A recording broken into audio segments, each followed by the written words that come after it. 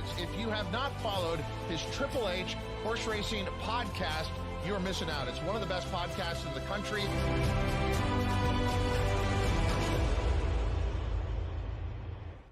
Good evening and welcome to the HHH Racing Podcast, episode 9 of Great Race Plays. Our special look at the Sunday late pick 4 at Santa Anita. I am your host, Howard Kravitz, along with co-hosts Pete Visco and Paul Halloran. YouTube is working. We're ready to rock and roll. If you're watching this and you have no idea what we're talking about, don't even worry about it. I had a little glitch with YouTube earlier, but we are on YouTube. We are on X for the HHH Racing Podcast, and of course, our wonderful partners and friends on a rainy West Coast, by the way. Hope everyone's doing okay out there at Santa Anita. Please make sure you hit that subscribe button on the bottom right-hand side of the screen, notification bell on the top right, and smash that like button below the video player. Pete and Paul, before we get started, I did a little bit of research for the podcast, and I saw, unfortunately, that we have more than half of our wonderful viewers and listeners. Get this, more than half of our wonderful viewers, listeners, and fans watch us on YouTube, but do not subscribe or have not subscribed. And I think the main reason is we have a lot of, let's just say, veteran watchers that are not too familiar with YouTube. And I think they believe when they hear the word subscribe, which is a bit of a scary word, right, guys? Admittedly, if you're not familiar, they think if they hit that button, they're going to have to pay an extra fee or they're going to get all these like crazy emails or messages. Pete, just please explain to everyone at home why they should subscribe to our channel and what it actually does for us.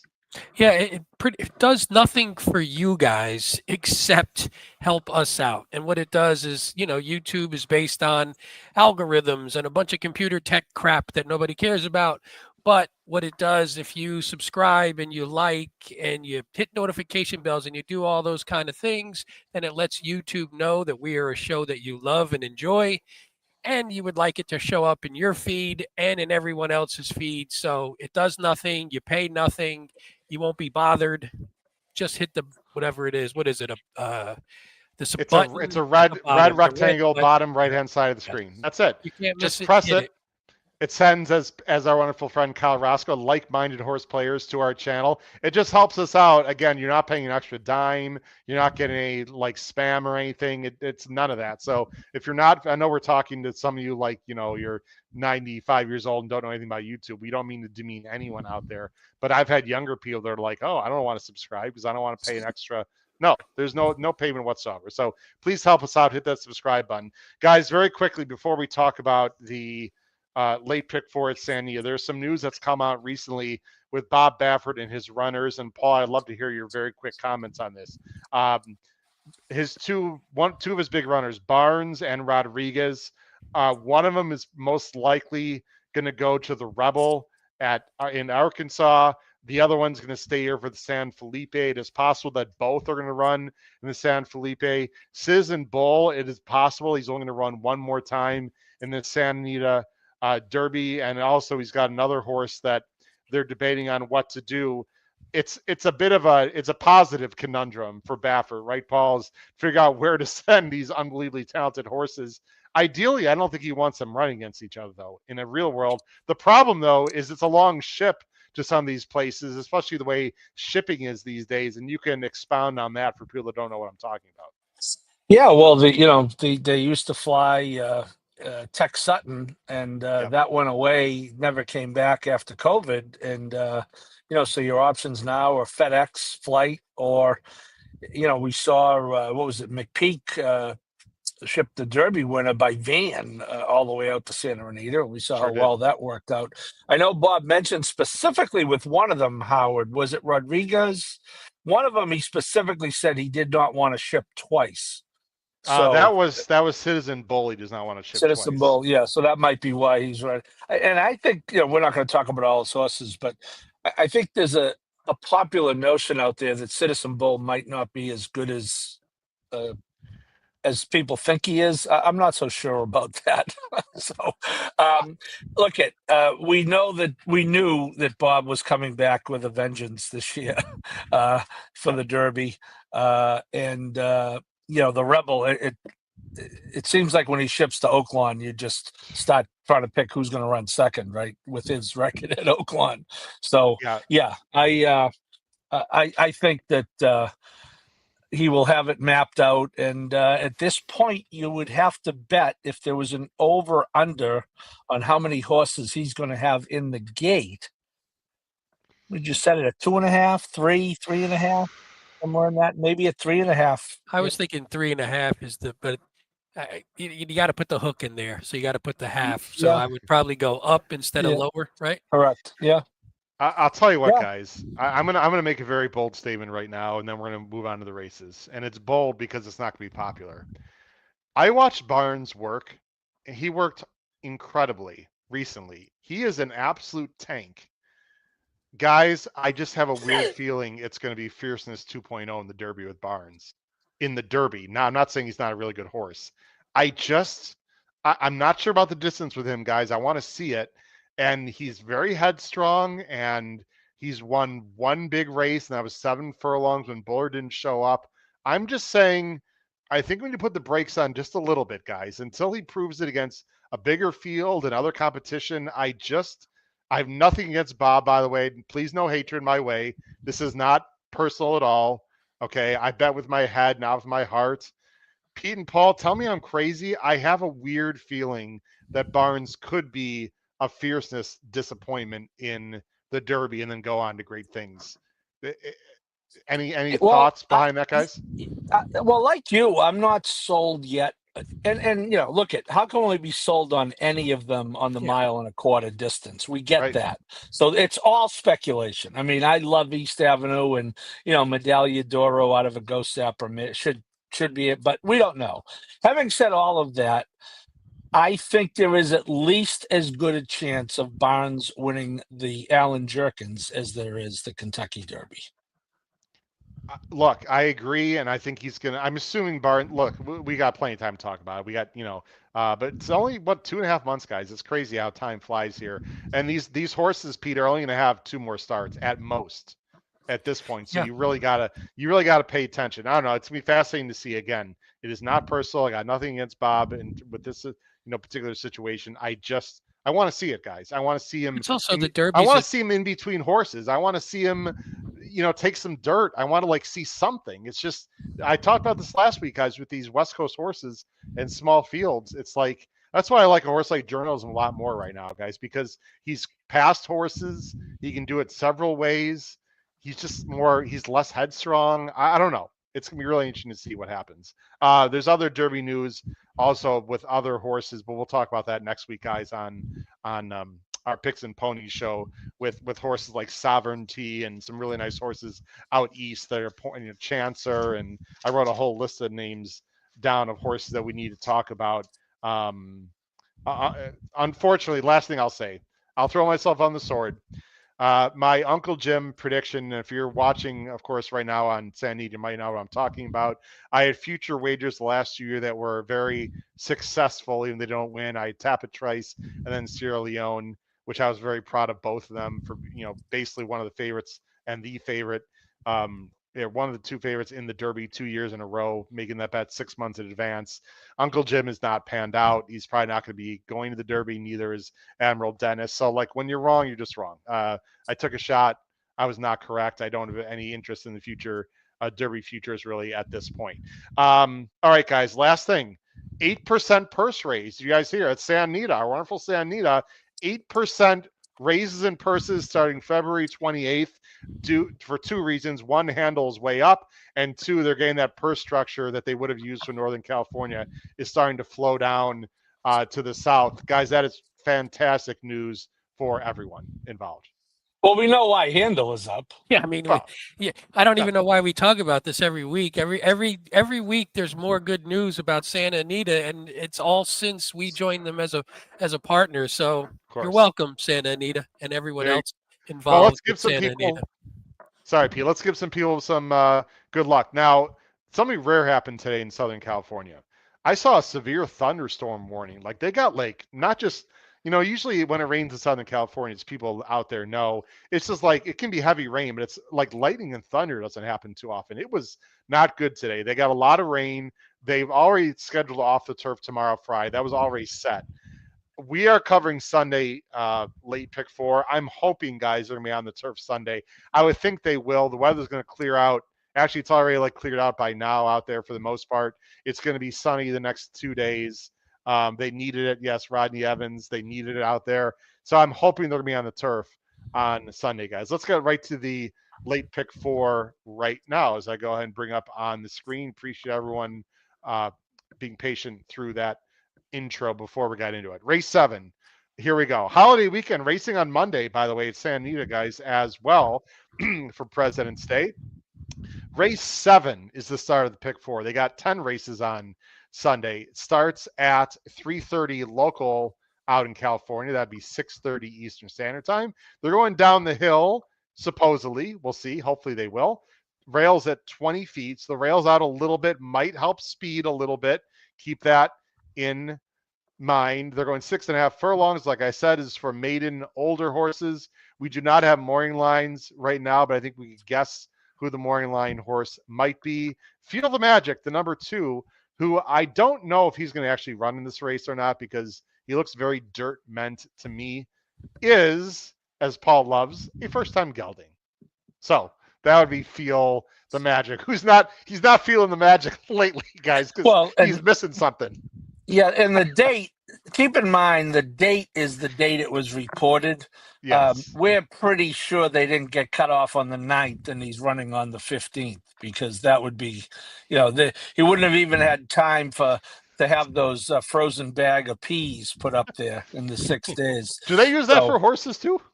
Maybe a bigger bag of peas. You need like a Costco version, right, Paul? No, I think they use frozen watermelons. That's true. That's good too.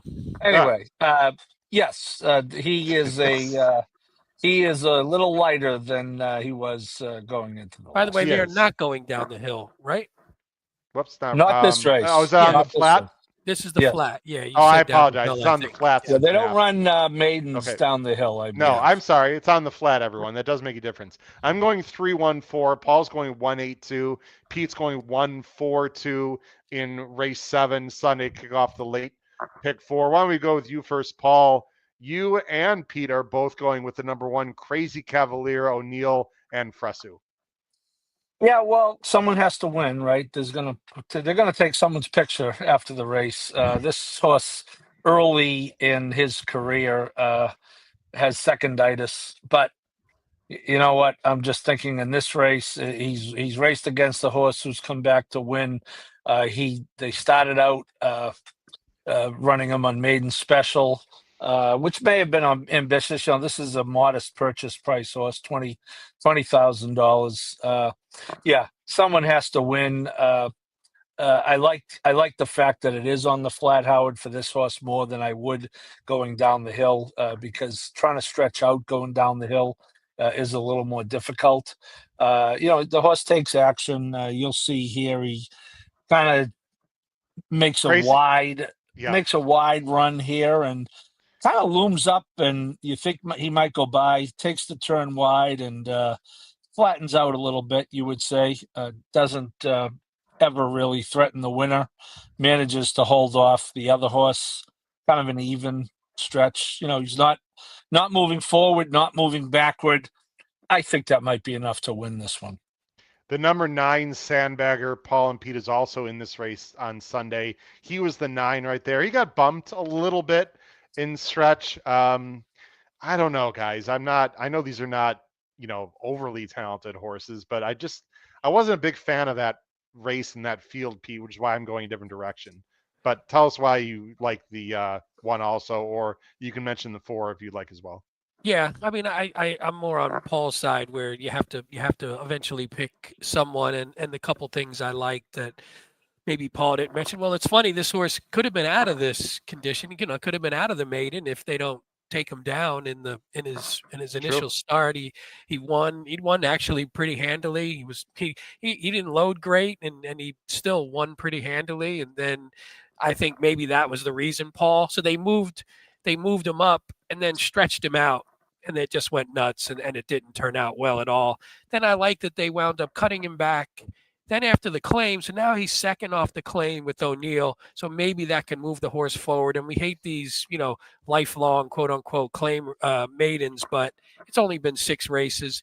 Second one with O'Neill, like I said, he's 26% second after the claim at Santa Anita. So hopefully he could just move this horse forward enough to finally get him in the winner's circle. He's deserving. I mean, he's run some pretty solid races. And like you said, he crossed the wire once and they took it away from him. So let's get this guy a win.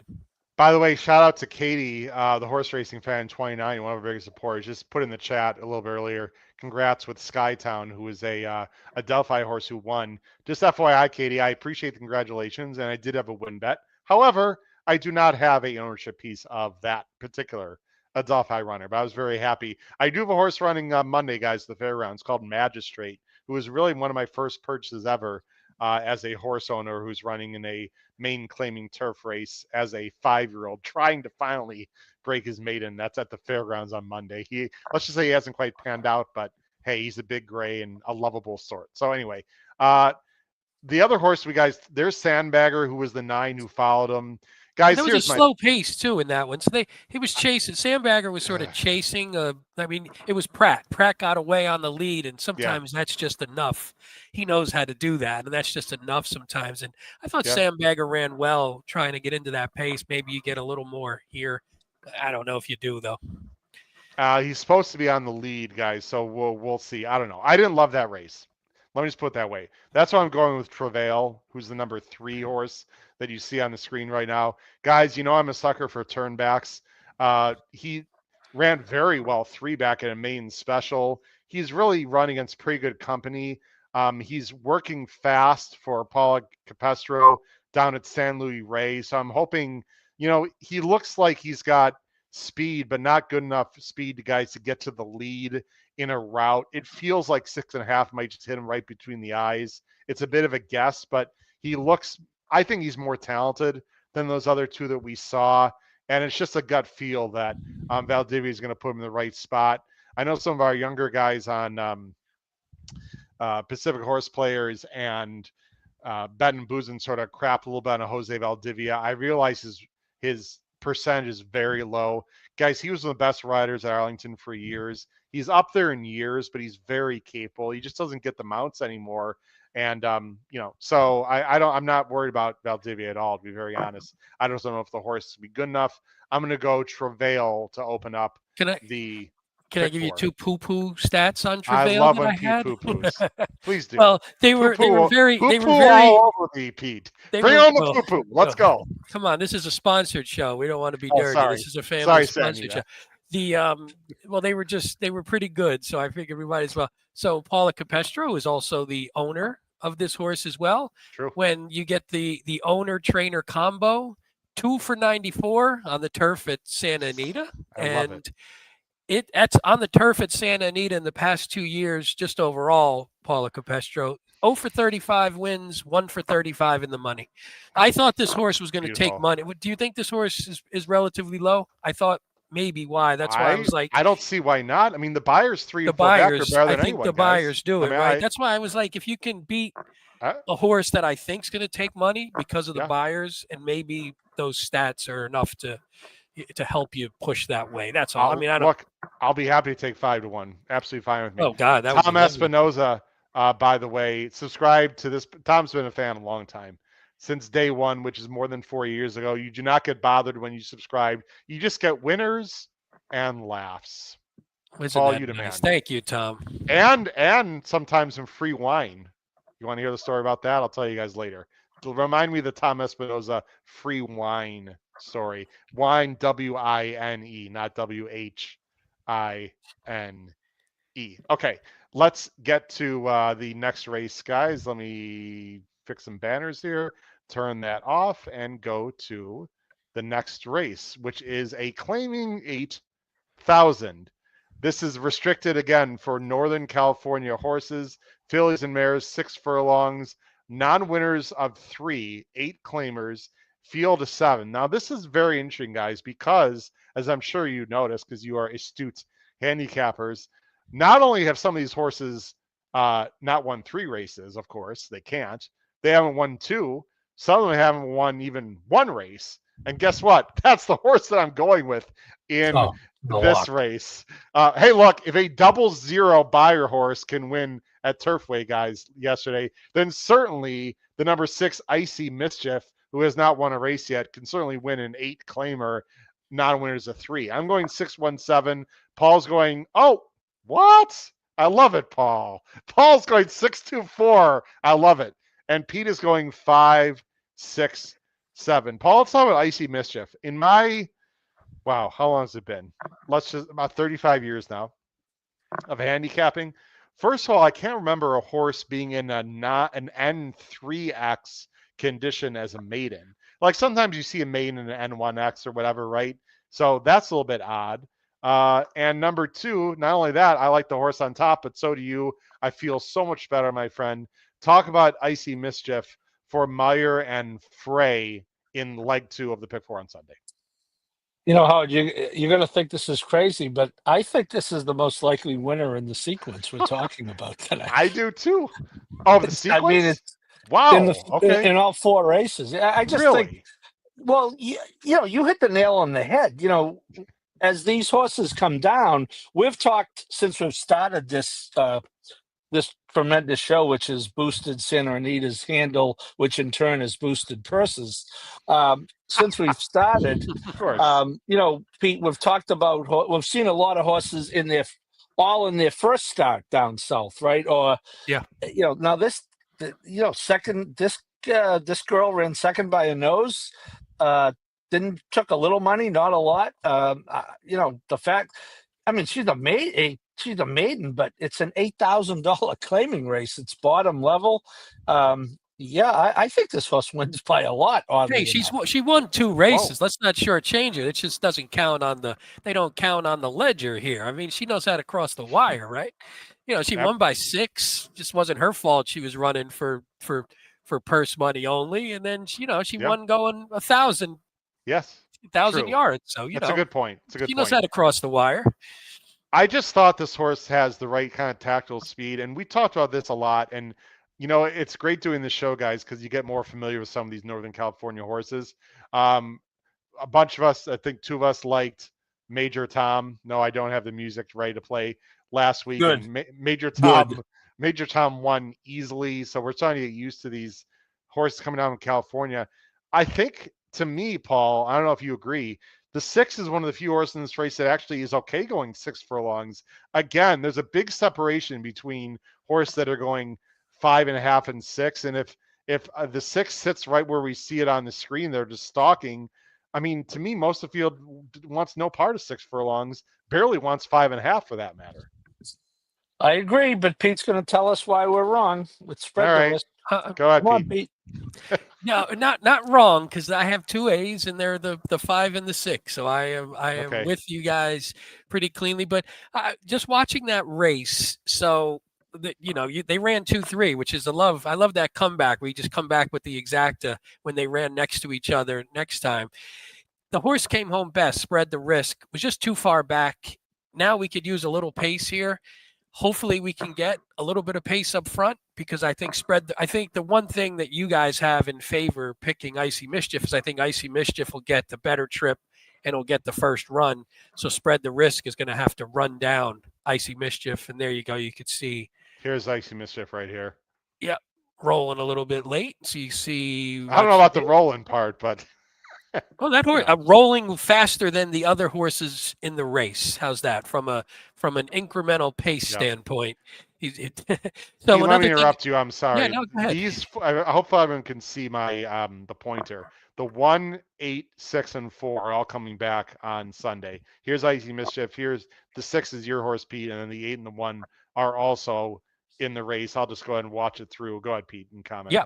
The other thing I like too is Hess is now, so it's now 3rd time. So you're getting 3rd time with the trainer, 3rd in sort of the form cycle. And this horse won the last time that happened. So if you look back 3 races ago on the PPs, which aren't on the screen, but that's okay. Won the Galpot, Pete. You see that? Well, I mean, obviously, I watched. You're not that, a Gallup out guy. You don't believe in it, though. That so was the that's key. I don't say I don't believe in it. I just think sometimes you like to use it when Come on now. you like All to right. use it when it fits your My narrative, of course. prediction and your narrative, like most people do in life. Just But like you like to use your stats when it fits the narrative. no, I go against them all the time. That's the problem. The worst part is when I put the stats on my picks that I send out, and then the stats are perfect, and my picks go to crap because I went against the stats. But I think spread the risk. I think maybe could just, again, I'm going to need a little bit more pace. Yeah. And he's going to have to probably run down Icy Mischief, and we'll see if he can, or she, apologies, drink. Yep. She can do that. Yep. So interesting race. I think you have to use a few in there, though. I do. Pete and I do like Icy Mischief, the maiden, trying to break her maiden on Sunday. Let's go to two very good races, guys, to end the late pick 4 on Saturday. The first one is race 9. It's the Baffle. It's the Baffle Stakes. This is down the hill. He's scheduled down the hill. 3-year-olds, restricted. Nice field of 7 here. We don't have morning lines. I'm guessing, guys, Scipio is going to be the favorite, the number 5 for Baltus and Pratt. But I think there's a lot of ways to go here in this race. I'm interested to see and hear your opinions. I'm going 6-5-2. Paul's going 5-1-6, and Pete's going 5-6-2. So a lot of 5s and 6s. Pete and Paul are both going with Scipio for Baltus and Pratt. Pete, you're up first. He's turning back. I love turn backs. This is a pretty wide open field, in my opinion. What do you like about Scipio? It is. But I again, I agree with you. We like the turn back from a mile going down the hill. That's generally a pretty good indicator. You get Pratt up for the 3rd time. That's always a pretty good indicator. This horse is funny because you look, maiden special, runs 3rd to a good horse, Artislas, who we've talked about maybe a few weeks ago on this show. Goes from that, runs a decent race. They stretch the horse out right into a grade 3, runs well again. They try 2 more stakes. Then they're like, you know what? Why don't we just break this horse's maiden and actually have him cross the finish line first? And he did that last time. So hopefully that was enough to maybe just get him the taste. You see, he's been working out since that last one. He's got a couple bullets, 47 and 2 in between. So the workouts are pretty strong. I like that. The one thing that was weird, he's run with blinkers every time he wins the race, and then they take the blinkers off. So I was a little confused by that. I tried to look at the works, and it looked like he didn't work. So these last couple works, it looked like he didn't work with blinkers. So maybe they saw that in the morning, but XBTV wasn't working that day. So I couldn't watch the work, but I just wondered if maybe they saw something in the morning and thought we don't need the blinkers anymore, whatever the issues were, which in his first 3 starts, he wasn't breaking well. He was way in the back. Maybe they just feel like those issues are gone if that was the problem. But I just think this horse is in great form, really fits with this field. And I like the move again from the 8 furlongs going down the hill, and you pick up Pratt again. So there's just a lot to like, but I think he's going to be relatively low in this field, I would imagine. I think so. I mean, look, I've got him 2nd. He can win. Paul. My concern is, okay, he ran a 76, but that was with a perfect trip. He really hasn't improved the way I'd like to see a horse improve. Now, maybe down the hills can be the key, but he might be like 2-1 with Pratt in a race where I think there's many others that can win. I think he's the kind of favorite you're supposed to try to beat, but could very well win anyway. I would agree with that as far as betting within the race. Yes. But I think as far as the sequence goes, I think he's fairly logical. He did beat the one in that Cecil B. DeMille race. Boy, was he a good bet, even at 3-5 last time, going back to maiden special off that effort, right? That's a Matt Miller special right there. That's just getting value at 3-5. Yeah, I mean, I get your point on being a favorite, and that 83, Howard. If this horse runs back to that, then yeah, certainly, and coming off a maiden win, has the right to improve off of that, but. I'm going to bet that Cecil B. DeMille race was okay, and I went with the 2 logicals coming out of it.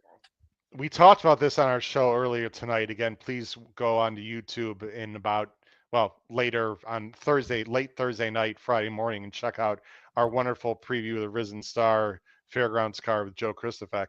Uh, we're going to show more of the time form final adjusted figs just to give everyone an opportunity on who to bet. You want to look furthest to the right, ladies and gentlemen. If you're not familiar with time form, it's an excellent product.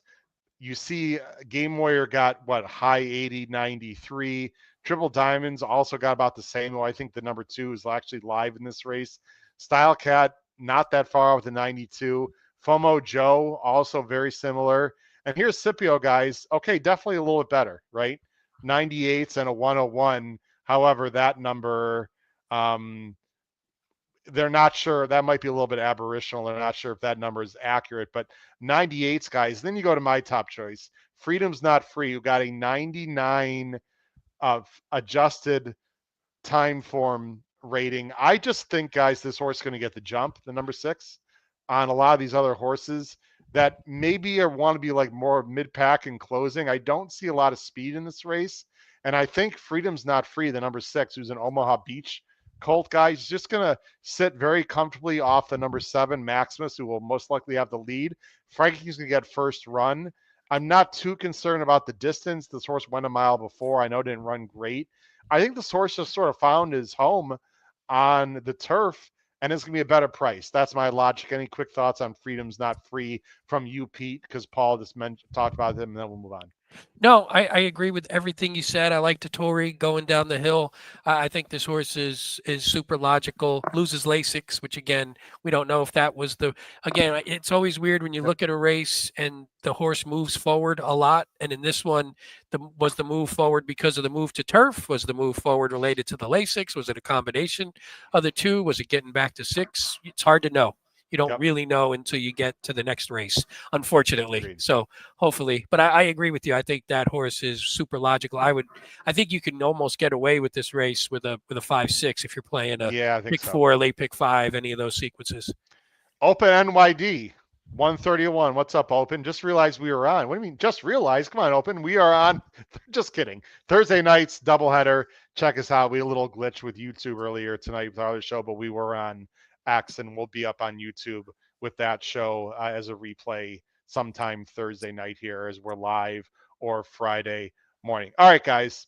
My strongest opinion is in the last race, and I really hope this race is on turf. You want to talk about deep dive? I mean, look, let's be honest, guys. We all say we deep dive, and we do, but, life gets in the way sometimes. We don't have as much time as we'd like to at times because there are other things than horse racing. I know that's hard to believe.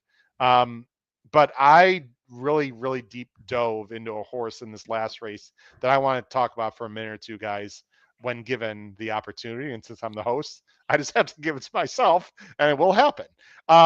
Maiden special weight, last race, guys, race 10. They're going a mile and 1/8 for newly turned 3-year-olds. So this is, a pretty far distance for these newly turned 3-year-olds. It is, of course, scheduled on the turf. And I'm assuming this is going to be on the turf because if it's not, guys, like the whole field would scratch. So I don't even know what they would do if it's not on the turf. I'm assuming it will be. We don't have morning lines. I don't know who the favorite is going to be exactly. We'll have to see. I think there are a bunch of horses like Pura Vida, Princessa, and Lila. I thought the 6 maybe a light, like a soft favorite. Yeah, though, right? Maybe. And Calmate ran a decent race in behind them, and then you have €2 or €1 for D'Amato, another one Dandy Vandy for D'Amato. So we'll see. D'Amato's got 3 of them in here, and a first-time star, he gets bet quite heavily. So we're going to see what happens here. But let's go with the banners and let's talk. I'm going to go, and I have a very strong opinion. I'm going 4-6-5. Paul's going 2-5-7, and Pete is going 7-4-5 to close out the card. Paul, I'm going to let you go first because I need to set up something on my screen on the side here so we can have that conversation. You're going to go with Lila, who sat off of Pura Vida. Actually, sat off of Pura Vida Princessa, I believe. Am I right about that? And ran well just to miss. Is that the horse I'm remembering correctly? Yeah, I missed by half a length, 3/4 of a length. Yeah, you're right. Go ahead. Talk about, hold on one second. Yeah, September 30th. well, All right, go ahead. certainly the mile and an eighth is kind of an X factor here, right? I believe none of them has run it, so that's a little bit of an X factor. The dam of the two, I never dive as deeply as my Uncle Howard, but I at least get into the kiddie By pool. the way, Howard, you're on the main screen right now. I didn't know if you wanted to make. Oh, yeah, we don't want that, do we? Thank you. I mean, unless you want to log into your bank and transfer us some Yeah. money, you could do Yeah, that. that'd But be good. sorry, Paul, didn't mean to interrupt you there. Okay, well, it's just mine. It's an account from another Yeah, we from we from didn't want another you to. organization. I Go didn't ahead, want Paul. your I'm very porn sorry. site Go ahead. to pop up Thank or you. anything. Yeah, no. Thanks, Pete. All I Go was ahead. going to Looking out say, for you. all I was going to say is that the dam of this two horse was kind of an accomplished turf marathoner. So I'm going to think that I'm going to speculate and bet that she will be able to stretch out the extra eighth, which is that extra furlong. There could be some weak-kneed horses at the eighth pole here, but I kind of based it on that. I did think that last race was okay, Howard. The Nebba came back solid, and I think you have to speculate with pretty much any of them how they're going to stretch out, and I'm sure you're going to talk about the breeding on the 4, which will tell us why the 4 is going to stretch out. That is my plan, and I'll tell you what, guys. Not every Euro is the same. Let's just start with this, okay? I'm really frustrated. And people say, "Oh, it's a Euro," as if there's no Euros that are not very talented. There are plenty of Euros that are not very good. Okay, the horse that I want to talk about though, and I'm ready to bring up, and you know what's good about the fact that I didn't log in, guys, online is Pete. I didn't want people to see my millions of dollars I have in my ADW account. That's what Yeah, I was right. trying to. I was For trying sure. to save you from that. Yes. Yeah, that's what I was right. doing. I think I've got like $40 in that account right now. Okay, let's talk about this horse, guys. Inner Fury. Obviously, when D'Amato's got scouts, so to speak, guys, out in Europe, right? I mean, he doesn't just bring horses over just to bring them over. So obviously, there are a lot of things that someone liked about this horse. I'm assuming it's a private purchase. Now, I looked at the time form. I don't know if you looked at the time form, Pete. It was not good. It was like high 50s. I mean, it's slow, but that was September of last year. And guys, have we ever watched a replay from Down Royal in Ireland? I don't think we have, but guess what? I got it right here, baby. I watched it. Did you? All right. So I watched it. There's a lot of things I like about this horse, and I'm going to expound for a minute. First, let's just watch the replay, okay? Because you got to watch these things carefully. So let me, again, I don't want to break any rules here. Let me just get to the replay and we'll show it. Okay. This horse is going to be, I think it's the 12. It's going to be like brown. Okay. Let me show it. I need to fast forward a little bit. It's going to be in the upper right at first. He's going to be breaking somewhere in the middle there. They're going to make it bigger. So he breaks fine. He's right here, guys. They're going to go full screen in just a second. He's right here. Okay, there we go. Right here in this like tan and brown, breaks fine. There's two places where this horse gets in trouble. And I'm going to fast forward to it because I wrote down one is at 30. One is coming up at, let's see, 35 seconds. Okay. One is coming up. Again, he's right. It's a little hard to see. He's right there. But he gets checked and steady. Watch right here. Right there. He got checked and steadied and ran into that other horse. Again, it's subtle, but watch it. Right there. He gets checked and steadied there. And then at 105, another incident. Okay. He's right here right now. Again, you can see him right there. And do you see that right there, guys? He sort of got sandwiched and pushed to the outside. I'll show it again. You got to watch carefully. Right here in the tan where my arrow is. See that horse comes over and he comes over and the horse like gets shoved and pushed. Okay. Now watch the end. He's right here, guys. Makes a nice run. This was a pretty high quality race, by the way. Makes a decent run for fourth. And you know what's going to happen, Pete, because you watched the replay, right? Oh, yeah. Here he is right here. It's a 7 furlong race on yielding. He is making up some ground. And at this point, I was like, that was an okay effort. I don't know. I wasn't blown away. Here it comes, Paul. Give it a second. Here it comes. Here's the winner, right? And look at, there he is, baby. The gallop out past the winner or right with the winner right there when he lost by like 4 lengths. Okay, so That's one reason, or 3 or 4 reasons why I like this horse. Why else do I like this horse? This horse costs 4,500 pounds, guys. That's it. 4,500 pounds. You got that in your account you were just showing, probably. Oh, 4,500 pounds? Not exactly. Uh, the breeding is actually more sprinty. This whole thing is weird, but weird in a good way. Now, D'Amato takes over this horse, guys. That was several months later. Gets Rispoli, one of his main guys, has been working great, and I watched him works too, Pete. He's been working on the Tapeta, that synthetic on the inside, tight turns. He's getting practice going left-handed. He looks good. One of the workouts, Paul, was with a horse called Tigerish, who he outworked, who was staked as a 2-year-old. I really hope this race is on turf, guys, obviously, because if it's on dirt, he won't run. I'm a huge fan of Inner Fury. I do not like the race that Lila is coming out of, or Pura Vida Princessa. I am going single, Inner Fury, in Mr. D'Amato and Rispoli. I trust. Drop the mic. Thoughts? I'm with you. All right. I don't have to say too much. I had 2 A's and the 4 was Okay. one of them. So I'm on the 4 as well. I think I really like the works. I think the works are important because usually we don't, even though they were on the Tapeta or the synth, whatever you want to call it, usually you don't see works from the foreign horses. And I mean, at least when you do, you're just wondering, this horse ran one race on a yielding turf and got knocked around. What if this horse just really wants a little bit more firm turf? And if so, we're going to get that. D'Amato's obviously good. I think it was 28% potential. I think it was 28, if I'm remembering correctly, with foreign shippers. It's good. I don't have that. Routes, I do have other stats, but I don't foreign have that. shippers and turf routes at Santa Anita, 28% wins. I mean, that's, he's got some pretty good stats when you talk about the turf. But I agree with everything. I guess the question would be, the question's going to be a little bit are you going to get the distance, because you're going from 7 furlongs, however many months ago that was, in September, so 5 months ago, 6 months ago, you're getting that. Now you're stretching to 1 1/8. Is he going to be ready to go that distance? But I think he's going to run well, or she. God damn it, I said he like 6 times there. I might have said he also. I definitely was saying it like a champ there. Plus, you're getting Lasix on the horse too, so that could move the horse forward. Yeah. So I think there's a ton to like. I actually wondered if she was going to take some money, because these horses are all just pretty even. I think she's going to be pretty low. I think that's the problem. She's definitely taking money, and Paul, we talked about this. 7 furlongs on yielding turf in 6 months ago as a 2-year-old.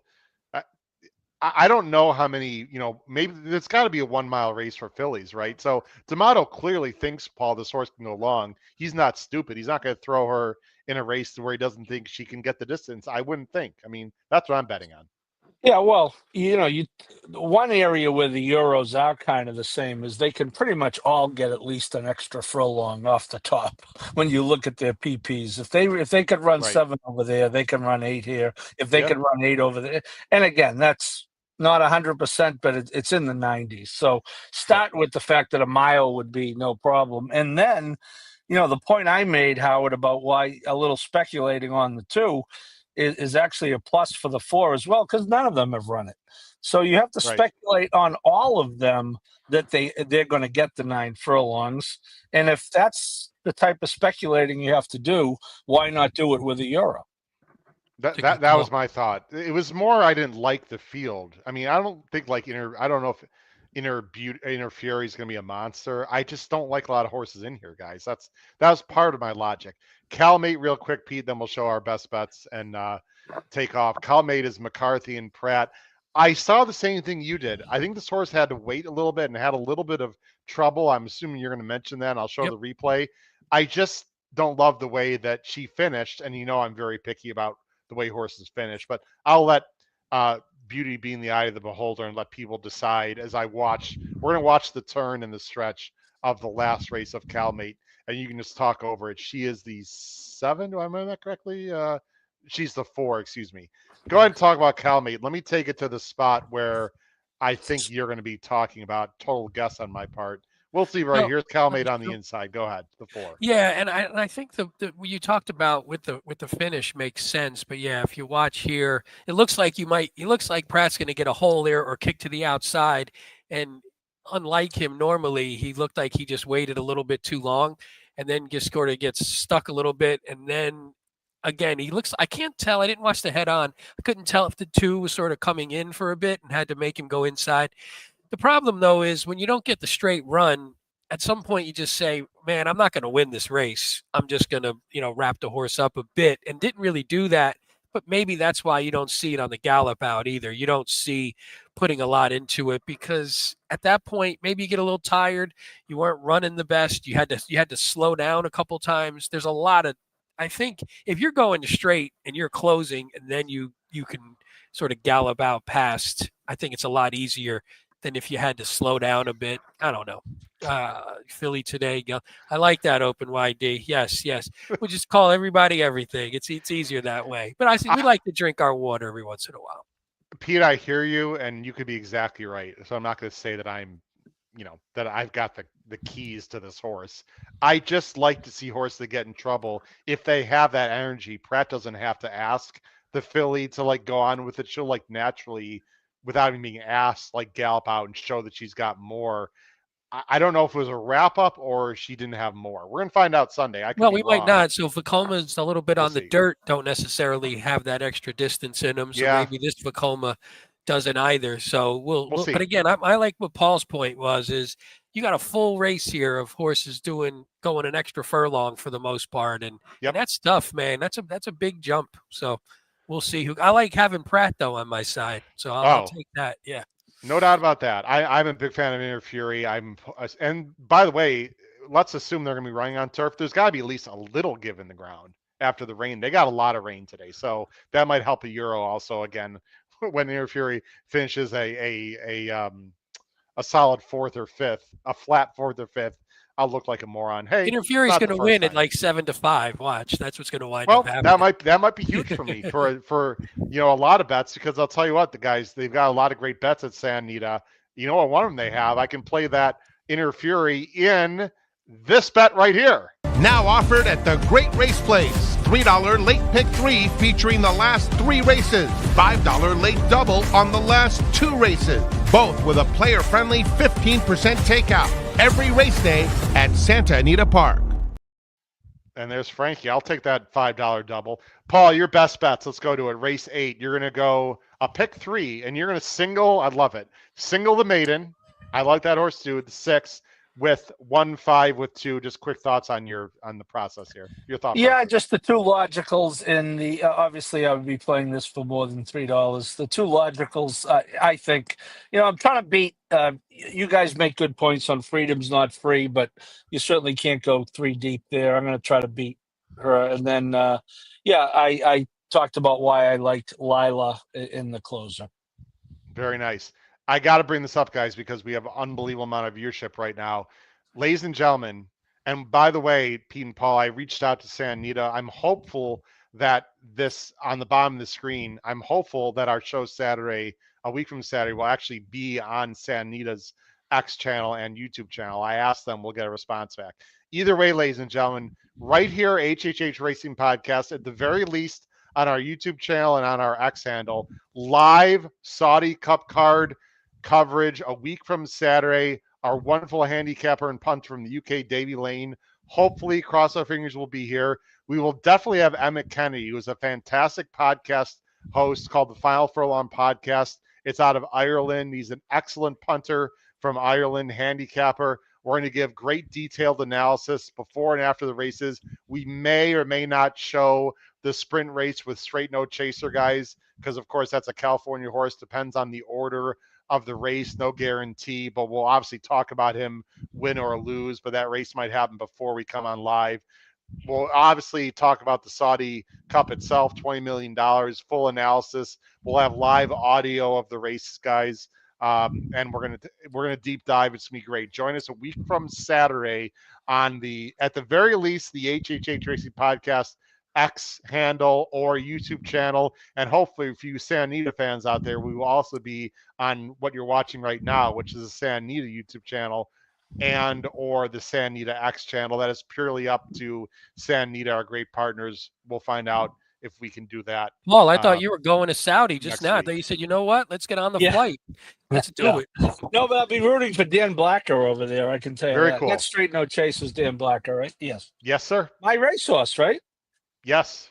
Yes. I wonder how many of the 2,500 My Racehorse owners will be making the trip to Saudi. I bet more than you think. Let's just say that. I bet. Race 12, Pete. That is the that was on that's the best bet from the previous show. My bad. I was going to say, I don't think there's a race 12. How about No, race 7? no. You're going to go That's with a probably win bet on the number 1, which is the that's the 6.5 furlong flat turf maiden race. Crazy correct? Cavalier. Yes. Yep. Crazy And then you're going to race Crazy Cavalier race 9. You like the 5, which is the turn back horse down the That's hill. Scipio. Yep. That's Scipio with 4.57 in the last. Yes. We'll Okay. see if we have no odds though, so hopefully none of these bets that we give out are crappy, really super low odds. But without Hopefully not. having morning lines, it's hard to do that. I'm going to go to race 9, guys. I'm going to play the double Paul. I like the maiden there that we talked about in California. I'm going to go with the 6, just straight into the 4. I think that's going to pay okay. Actually, I think that's going to pay pretty well. I'm just going to go right to Inner Fury. And if I'm right, guys, I think I'm getting 8-1, 10-1 on that double. I think it's going to be just fine. And I'm also going to put a win bet on Inner Fury because I'm all about Inner Fury. In the last race Sunday, the number 4 at Santa Anita, I'm either going to be very wrong or very right. I just don't think that horse can be too low, guys. I think it's a relatively competitive field. I don't think she's going to be less than 2-1. That would sort of shock me. I'm hoping to get like 5-2. Maybe it's wishful thinking. Final thoughts, guys. Hopefully, again, the weather's going to be great all weekend. So go out to Santa Anita if you're out there and enjoy it. I know you got a lot of rain today. Final thoughts, guys, on anything with Baffert, Triple Crown, Santa Anita, anything else going on? Paul, go ahead. I didn't have anything special yet. I'll think of something. Yeah, we did. We postponed my rant on the first show, and I'm not going to do it. I was going to go through talk about Valentine's Day, and while it is a fraudulent holiday, it is that's let's right. face it, it's a holiday that's it's really meant for women to enjoy and men to pay. But regardless, I was going to do a long list of women in racing that I've come across that I really respect and enjoy. But I'm not going to do the entire list, but I will do just one. My absolute favorite girl in racing is Kylie Dorman. Oh. Now, I don't mean to be disrespectful to people watching, but everyone might not know who Kylie Dorman is. Cody Dorman, who we talk about Santa Anita, who was there for his best friend Cody's wish to win the 23 Breeders' Cup and sadly passed away on the way home the next day. Hopefully you'll all be reading about it within the year or so. But Kylie is his little sister, and she is my favorite, and she can have Valentine's Day. The rest of you, tough cookies. There you go. Does that mean I have to get rid of the couple presents I got from my wife back here, Paul? Should I just throw them in the trash? There's no peer pressure involved here. No, if you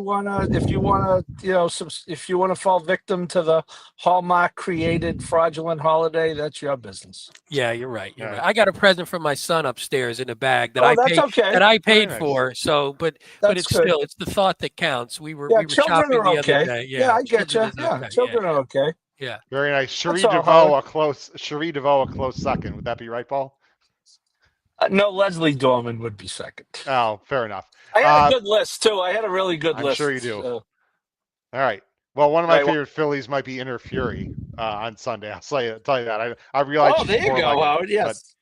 That's why I've got the red and everything. It's the Derby stuff too, but it's also for Valentine's Day. Let's close our wonderful show with this from Jim Pillars, our wonderful viewers. Jim's even more impressed that Paul did not run off to use the facility during the show. Right. That's not where I was going. I had to check on something over there. Well, luckily, we have that break in between shows, so for us old guys can take care of that, or else we'd be in trouble. Well, we started off with geldings. We ended with bathroom trips. That's how we roll here on the HHH Racing Podcast. Hey, anybody who This missed, might Katie be our last show on Santa Anita sponsoring, but thank you. Just Wait, kidding. Go ahead, Pete. Katie noticed, but Katie, you didn't see. We saw the action happening of him switching those pictures behind him. You should have saw how spry he was climbing up and hanging pictures. I mean, he looked like a 20-year-old back there. So we got to see it. We didn't record it, unfortunately, so we can't post it. But we got to see the action happen. So good eye, Katie, though. Pete, when I squinted, I thought it was a leopard for a second. I mean, the agility was just absolutely unbelievable. All right, we're going to Inner Fury had that kind of skill, she would have won that race back in. Well, she's going to show it Sunday. Believe me, Inner Fury lock Sunday. Last race for Phil Tomato, the 4-horse. For my good friends, Pete Visco and co-host Paul Halloran. This has been your host, Howard Kravitz. We are up to episode 9. Hope you guys are enjoying our show, having a lot of fun. Please, as we talked about, Pete, hit that subscribe button on YouTube. It costs you absolutely nothing. All it does is it sends like-minded horse players to the HHH Racing Podcast. We have a lot of you that watch that are not subscribed. You won't get crazy emails. You won't get spam. You won't get anything. It just helps us out. Hit that like button. Please hit the subscribe button. Please tell everyone about the HHH Racing Podcast as we just crossed 500 plus viewers watching live here Thursday night. Thanks, everyone. Good luck on Sunday. Crush your bets at the Great Race Place. Take care, everyone. Happy holidays. We'll see you next time. Bye-bye.